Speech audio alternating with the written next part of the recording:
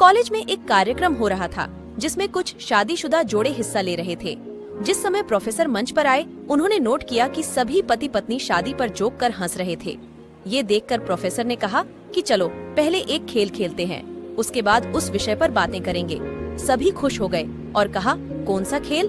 Professor ने एक शादीशुदा लड़की को खड़ा किया और कहा कि तुम ब्लैक बोर्ड पे ऐसे 25-30 लोगों के नाम लिखो जो तुम्हें सबसे अधिक प्यारे हों।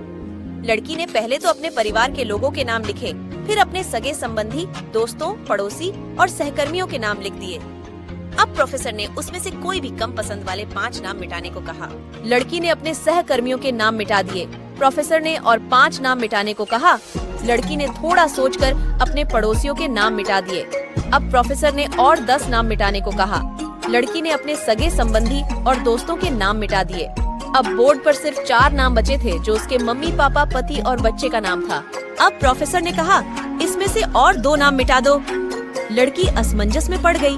बहुत सोचने के बाद बहुत दुखी होते हुए उसने अपने मम्मी पापा का नाम मिटा दिया।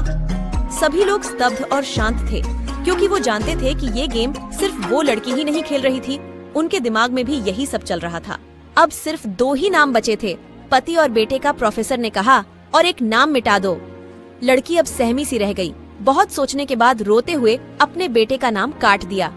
प्रोफेसर ने उस लड़की से कहा, तुम अपनी जगह पर जाकर बैठ जाओ और सभी की तरफ गौर से देखा और पूछा, क्या कोई बता सकता है कि ऐसा क्यों हुआ कि सिर्फ पति का ही नाम बोर्ड पर रह गया?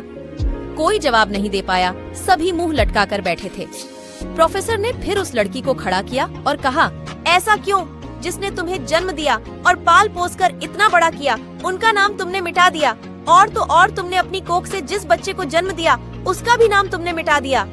लड़की ने जवाब दिया कि अब मम्मी पापा बूढ़े हो चुके हैं। कुछ साल के बाद वो मुझे और इस दुनिया को छोड़ के चले जाएंगे।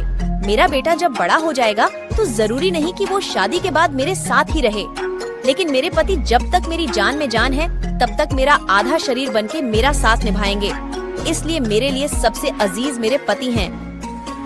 प्रोफेसर और बाकी स्टूडेंट ने तालियों की गूंज से लड़की को सलामी दी।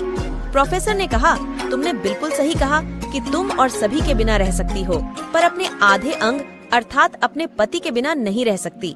मजाक मस्ती तक तो ठीक है, पर हर इंसान का अपना जीवन साथी ही उसको सबसे ज्यादा अजीज होता है।